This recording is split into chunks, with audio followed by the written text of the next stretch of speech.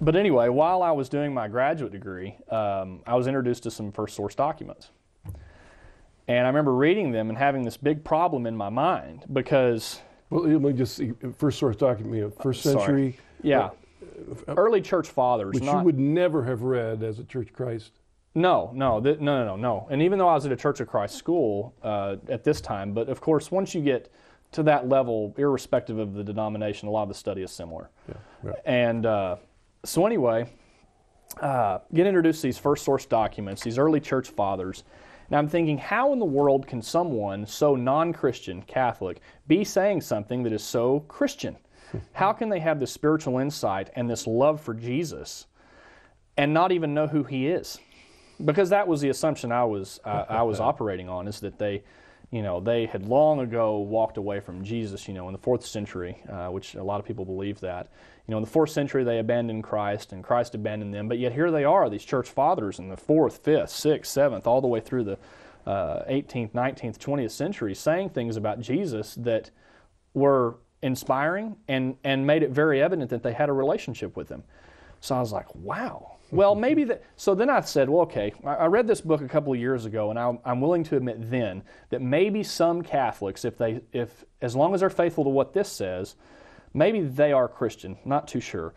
So now maybe it's possible that there's always been pockets of Christianity in Catholicism, is what I started to believe. Because how in the world could someone read someone like Kempis or Augustine and not believe that they didn't have a sincere love for Jesus? I think it's impossible to do.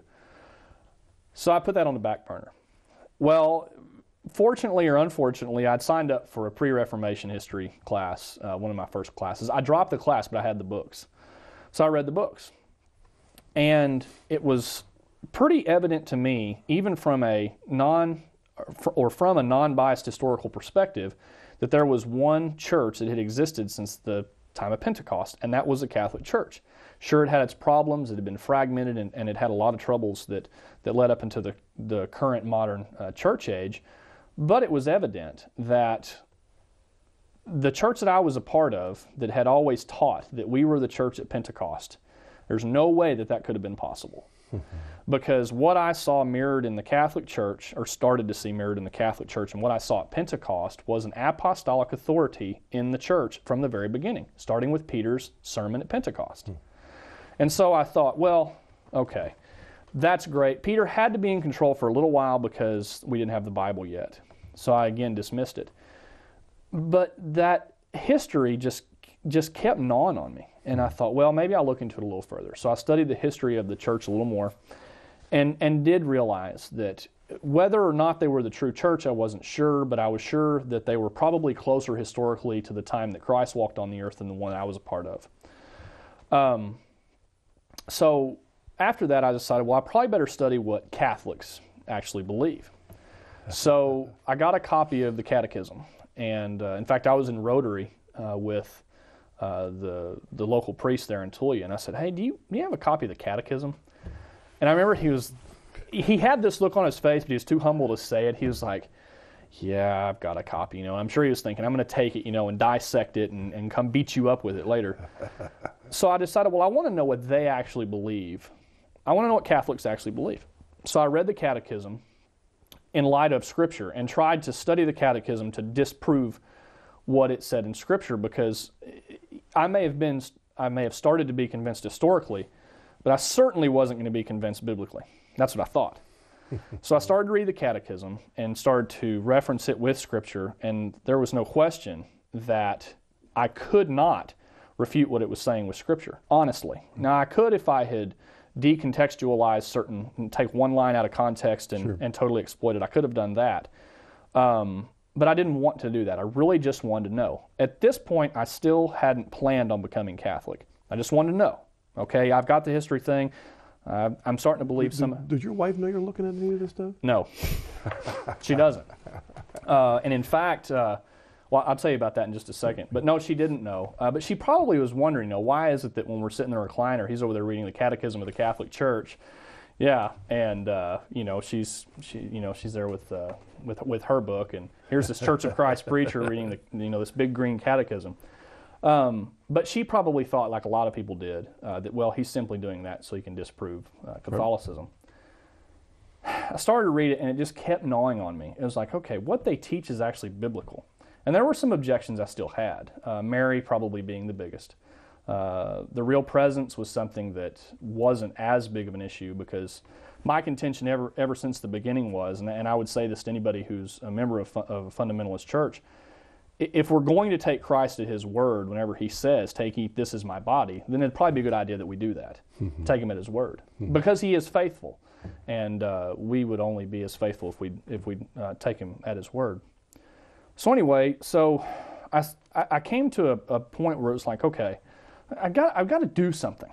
You know, I can't simply ignore the fact that they are the historical church, that they're the true apostolic church. I can't ignore what the Catechism says. I have to do something. So I thought, okay, I'm just going to set up a list of objections, and it wasn't a formal list. And I'm just going to start studying these objections, and I'm going to disprove this faith that I'm starting to see the validity in. So I started to study things like Mary, the real presence, apostolic authority, the authority of the priest, absolution, confession, all of these things. And one by one, they just started falling. Bam, bam, bam. And I was like, you know, the Catholic Church has got it. And it wasn't any one huge epiphany. You know, it was, and I think that God has consistently dealt with me in the same way, and for that I'm thankful.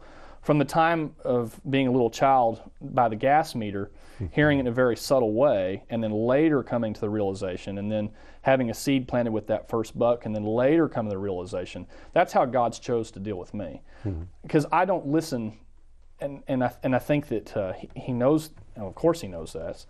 I don't always listen if it's just thrown out to me. But if I can think I discovered it, then I'm much more likely to listen to it. And that's exactly what He had the patience to let me to do.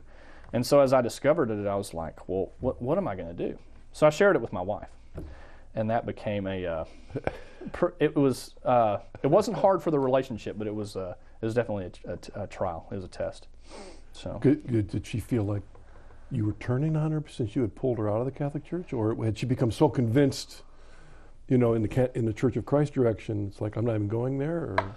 I don't think that she thought I was, initially I don't think she thought I would ever become Catholic. Okay. So even though I had shared with her, hey, I'm studying this stuff, you know, and I'm really having a hard time because, after all, they're not Christians, and here I am studying this. You know, I don't think that initially it probably didn't worry her at first. But then after she saw, oh, you know, this is really something.